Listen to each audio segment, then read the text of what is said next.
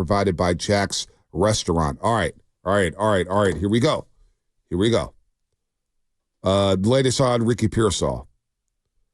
He has a shoulder injury, and it's now recurring. They hope that it wouldn't be a thing. How about this? This is unbelievable.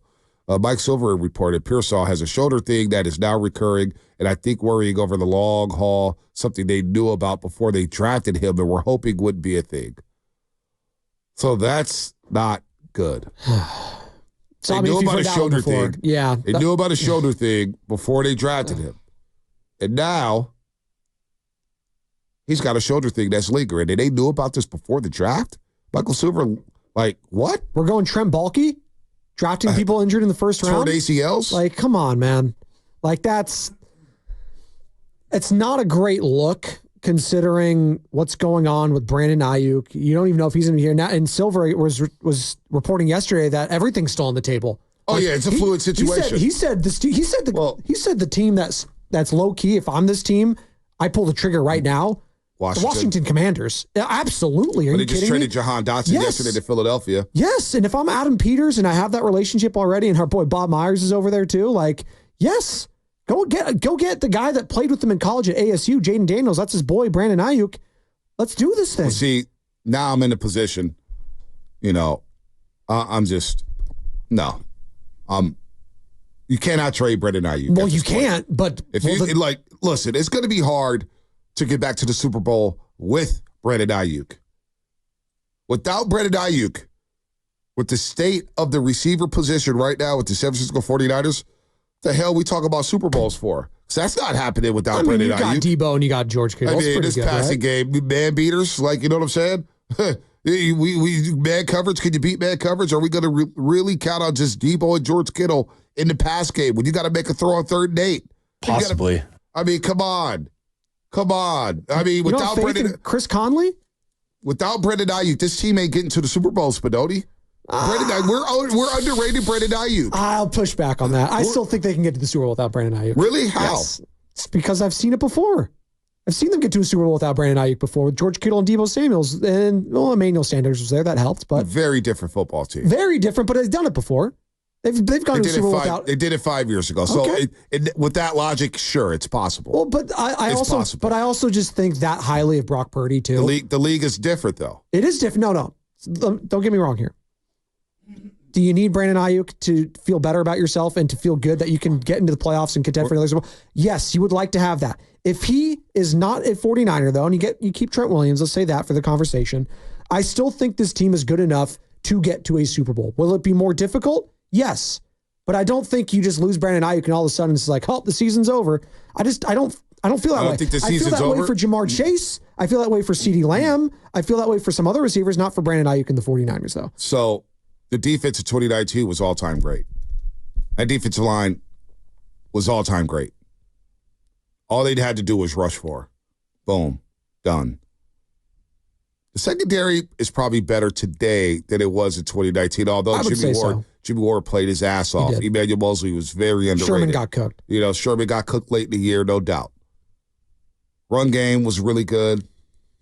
Garoppolo was solid that year. Garoppolo could have had the franchise record for most passing yards of the season. He's had a lot of fourth quarters. But without Brandon Aiyuk, he's a second-team All-Pro. Second-team All-Pro. Second in the league in yards per catch. Downfield threat. We heard Baldy say it yesterday. Who are you going to put out there? Juwan Jennings, Danny Gray, Chris Conley? Are we kidding me? At the other spot? You just double Debo, shadow bracket George Kittle. Where's the pass going to go? Well, you would have hoped it would be Pearsall at least, right? That's what I'm saying. Yeah. Just Pearsall news, and if he had an injury that they knew about with the shoulder, and with guys like Keon Coleman, Xavier Legette on the board, and you take Pearsall, yes, I need Brandon Aiyuk. Just give him the damn bag by now. I'm tired of this. Without Brandon Aiyuk, how the hell are we going to beat Green Bay? How the hell are we going to beat Detroit? You lean on Christian McCaffrey, George Kittle, and Debo Samuel. You're still stacked. Those all guys are first-team All-Pro players. Like, come on. Like, we're acting like if you lose Brandon Aiyuk, that's your number one person, and he was very good last year. He was awesome. He was the best receiver on the team last year. Yes, he was a second-team All-Pro. That is a fact. But if I'm projecting his career, do I think he's going to be second-team and first-team All-Pro every other year and stuff like that? No. I think that was probably the best season he's ever going to have was last season. I don't know. It's just very difficult in this offense, Bonte, to replicate what he just did. He just to say that it's going to be his best season of his career. What if he goes somewhere else and he gets double the targets? I just don't think he's going to be as much of a difference maker, wins and losses wise. Listen, I get it. He's not the only weapon in this offense. But when you take him out of this offense, and now you're putting a lot of pressure on Debo to run the right route, because the best route runner on the football team by far and away is Brandon Aiyuk. Yes. It's not even close. Yes. Not even close. All right? You third down to 5. Who's Brock looking at?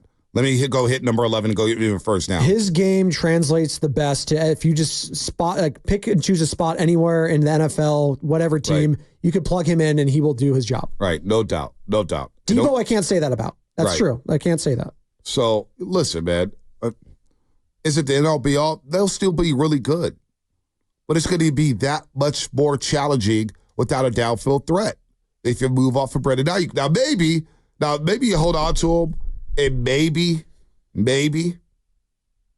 you make a move at the deadline for a wide receiver, whoever becomes disgruntled. Maybe Devontae is going to be disgruntled because the Raiders are not going to be very good, and that's a guy that I would. We're not going to the Super Bowl. It just feels like without. Yeah, that was pretty funny. That was so good. Do you have the whole thing? Can you play that? Can we play that? Yeah, we'll play it in a second. Thank you. But 925, and I agree with the 925. Xfinity mobile text line. It probably is the Niners without Brandon Aiyuk have no real threats at the wide receiver position.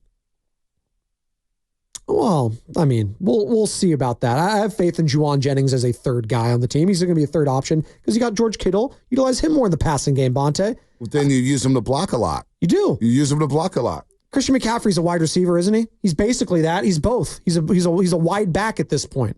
I'm not worried. I'm not. You're not worried if they don't lose Brandon Aiyuk? It's not a great look. It's not a great look. You're not worried? You're not a better team without him. Yes, you can take a slight step back, but I think your slight step back, you're still on par or still better than everyone else in the NFC. If this was the AFC, though. Whoa. They're better than everybody in the NFC without Brandon Aiyuk. I still think so. Yeah, I don't. Who's better than them? Without Brandon Aiyuk? I don't know. Maybe I'm too worried. Green Bay. No, please. Philadelphia. Oh, Detroit. Green Bay had like 5 or 6 games last year. The LA Rams. Pretty good 5 or 6 games. The LA Rams. The right time, too. The LA Rams. And don't sleep on Seattle. Who the hell's going to I'm sleeping on Seattle. They have Geno Smith as their quarterback. They got a hell of a defense. I am riding back to Geno Smith. They have a hell of a defense. Great. I think the Lions are definitely better than the Niners if the Niners don't have. They have Jared Goff as their quarterback. Sorry, I can't believe in him. I'm sorry. McCaffrey's coming off of 400 touches. 888-957-9570. Well, actually, I want to throw another angle at this here. Since you bring up Christian McCaffrey here, Bonte, let's say the Niners don't have Brandon Aiyuk this year for whatever reason, but you also got to anticipate that Christian McCaffrey's probably going to take a step back in production. He had over 2,000 yards from scrimmage last year. That's what I'm saying. If, let's say, he gets only 1,600 yards from scrimmage this year, which is still a lot, but that's still 400 or 500 yards of offense you got to replace somewhere else on the roster, and you don't have Brandon Aiyuk. That's what I'm saying. It's just, that's a massive mountain to climb up there. You look at what the Lions have, they're fully stocked. The Packers, they're on the rise. The Eagles, if they have things figured out, like they're going to be a very dangerous team. Like you fall back into the rest of the pack very, very fast without Brandon Aiyuk. This is problematic. And hold on real quick, Spadone. This is problematic because it's Lovin's point. Look at the guys. We were touching on this yesterday. Baldy, you heard, do we have the Baldy cut when he was talking about, he's worried about McCaffrey. He goes, it only takes us that one hit. This guy, Le'Veon Bell, 406 touches in 2017, 1,900 yards, 2018 he held out, 2019 he was the same player. DeMarco Murray, 2014, 449 touches, 1,845. In 2015, the touches decreased, basically split in half. He had 237 touches and just 702 rushing yards. A season after having 1,845. 2001. Look, LT is like the exception to the rule. But Eddie George, we seen it with Eddie George. We seen it with Larry Johnson. We seen it with multiple running backs where they have 400 carries. That next year, boy, it's not as pretty. And then 408, as Baldy keeps saying, don't sleep on Tampa Bay. I forgot they drafted DuBois McMillan from Washington. Tampa Bay's cooking with something. I like Baker. I got to see it more from him. But, hey, Todd Bowles, he's redemption tour. The defense is great. They re-signed Mike Evans. Yeah, I like Tampa, but again, I'll wait and see with Tampa Bay because they snuck in last year. They snuck in, but you know what? And that division They were a drive away from beating the Lions. They were in that game. They were. And don't forget that Niners game. It was 13-7 third quarter. And it was a slugfest. And what had happened? Brock Purdy hit Brandon Aiyuk for a 75-yard touchdown. The busted game wide open. The fact of the matter is, Bonte, I always go back to this. I always go back to the head coach and the quarterback and that tandem. And I am not taking any other head coach and quarterback tandem in the NFC over Kyle Shanahan and Brock Purdy. I respect that. Not even close. I don't care. I have George Kittle, first-team All-Pro. I have Deebo Samuel, another first-team All-Pro kind of a guy. And I got Christian McCaffrey, first-team All-Pro running back. I hope I have my left tackle, first-team All-Pro, Trent Williams. Oh, I got this guy, Dominic Puny. He's pretty good. He's looking like a hit already as a rookie. I'm not worried about my offensive line. We're going to be okay. And our defense is going to be ferocious. I'm not worried about it. I'm not. You can try to get me to worry about it. I'm not. No, you don't. No, I'm not. If this was the AFC, though, sure, I could hear that. But I don't fear anyone in the NFC right now if I'm the 49ers. I don't. I just don't. Jalen Hurts, Nick Sirianni, there's a rift there. That's not good. Let me see more of Jordan Love and Matt LaFleur other than a half a season of good production. Let me see more from Matt Stafford staying healthy. I know what he could be with Sean McVay. Wait, hold on. Can you stay healthy? I got to get on you about the Rams. They won a Super Bowl. That is something I can't take away from them. We went to the playoffs last year, and you said the Rams were dangerous. They were. They were the most dangerous. And I had to talk you down. I said, dude, relax on the Rams. And they got bounced by the Lions. No, Baldy also said that was the I know they did. I disagree with them, too. I disagree. I didn't see it. I wasn't panicking on the L.A. Rams. The Rams, we own them. They're our little sons. But now, I do think they matched up the best out of any other teams. They match up very, very well now. Against them. So I'm just, you know what it is? It's not that I don't have faith in the 49ers. It could be a really good team. I still think they'll be solid. But it also just feels like we are massively underrating who Brandon Aiyuk is as a player. We are massively underrating his route running. We're massively underrating his rapport with Brock Purdy. We're massively underrating the fact that he was a second-team All-Pro in an offense that didn't throw the ball at all. They were 30th in the league in pass attempts. And we had a wide receiver go second-team All-Pro in a franchise they've had trouble drafting wide receivers ever since T.O. They've had troubles. They've had a lot of trouble doing that. What did he do in that Super Bowl? Brock Purdy gave him 6 targets. What did Deebo do in the Super Bowl? 13 targets, 3 catches, and a straight hamstring. He had an excuse. He got hurt. Well, he's always hurt. That's the problem. He was hurt in 2 of the 3 playoff games. Yeah. So now we got to rely on Deebo to be healthy, Spadone. That's true.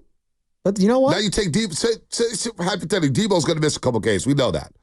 Hamstring in the Super Bowl, got knocked out of the Green Bay game. What if he does get hurt? Well, it doesn't matter. I have the second coming of Tom Brady on my team, so I don't care. His name is Brock Purdy. So you don't care. So he'll elevate Juwan Jennings. He'll elevate the Chris Conleys of the world. He's going to be great. Now you're speaking Cavanese. No, I'm not. But this is what people say about him. I hear you. But this is what you pay. What, $300 million? Well, let's see it. We're not there yet. But Bonte, doesn't a part of you want to see that? I mentioned that before. That, you know, part of me wants to see Shanahan and Purdy elevate, but now that I see it, knowing that you're one hit away with Deebo, you're one hit away with Kittle. I mean, that's football, though. You're one hit away from anything, right? Tom Brady took a shot to the knee, he's out for the season. On the top-heavy team, your depth is not there. So all of a sudden, you're starting Chris Conley and Juwan Jennings? You're one hit away from doing that? You're one hit of having Jacob Cowley get a slot next to Juwan Jennings and Chris Conley made more plays in the Super Bowl than Brandon Aiyuk and Deebo Samuel. Well, that's a problem. I'm just saying, biggest game of the year. Make a block, and Brandon Aiyuk scored a touchdown in overtime. I think that's more a product of the performance of the whole team as a whole than on Brandon Aiyuk. I do agree with you, Spinoni. If they had won that game, Juwan Jennings is probably Super Bowl MVP. And then the receiver, Doc Reddy Boss, kind of set the tone. We don't control who throws the ball. We don't control where the quarterback is going. We don't control whether the ball is coming to us. We just got to be ready for the ball. And we don't control who's going to pop us when we're running over the middle. I'm just saying, L'Jarius Sneed was shaken out of his shoes. Brandon Aiyuk is an elite route runner. And now on a top-heavy football team without the depth that you have, boy, this is getting a little scary. And the reason why we're bringing that up is because the report from Michael Silver is that the 49ers knew about Ricky Pearsall's shoulder, and they didn't think it could linger. That's a tough look. That's a really tough look. That's not a great look for the 49ers right now. No. It's not the end-all, be-all. Maybe he gets healthy for week number 1, but we haven't seen him all camp. Why'd they drag their feet so long with this Aiyuk stuff? No, like I know that they've done it in the past, like with Debo, with Nick Bosa. I feel like Kittle was actually pretty early. Like they got their stuff like figured out pretty quick there. But with Aiyuk, I just don't know. Like, how could they have foreseen all these other receivers getting paid what they were getting paid? Like, shouldn't they have some foresight there? Yeah. Or all along? Misplayed their hand. Or are they just telling us all along that they really don't want to pay him? Yeah, I don't know. Well, remember, this is just how they've been doing business, Spots. Remember, we talked to Cam Inman. We asked if they would change things up here, and he was just like, "No, this is how they like to do this. They like to hold things out and wait this long. It's It's the just way how they they do operate. it." But Aiyuk came to the table, and then that's the way they do it. But they ripped up McCaffrey's contract, got it done early in the spring, right? Mm-hmm. You do that to McCaffrey, and the market changed. And how could Aiyuk's mindset not change when you see the market change? Wait, that guy's getting 25. That guy's getting 28. Look at my numbers compared to him. Look at my impact compared to him. I'm in 3 down wide receiver, meaning you need me to run block? I'll do that. You look at those McCaffrey big-time touchdowns, who's downfield blocking? It's number 11, Brandon Aiyuk, getting down and dirty, scrapping with corners, scrapping with linebackers, scrapping with DBs. That's a problem, man. We're going to qualify somebody within the next 5 minutes. We qualify 2 people to have breakfast with the roast. When you hear that sounder, be ready to call 415-523-4652, and you'll win a spot for breakfast with the roast Friday, September the 6th. Again, Jack's Restaurant is providing the breakfast. You don't want to miss out on that. We have 2 more spots available when you hear the sounder. But first, let's go to Daryl in Alameda. Daryl, what's happening, man? You're on the roast. What up, D? Hey, good morning, guys. Morning. Man, Spadoni, I almost drove off the road hearing you talk about Brandon Aiyuk like that. You make him seem like he's some kind of scrub off the street or something. He can easily be replaced. You mentioned that, well, what did he do in the Super Bowl? If he had gotten the ball on the last play, we would have won the Super Bowl. He can't throw the ball to himself.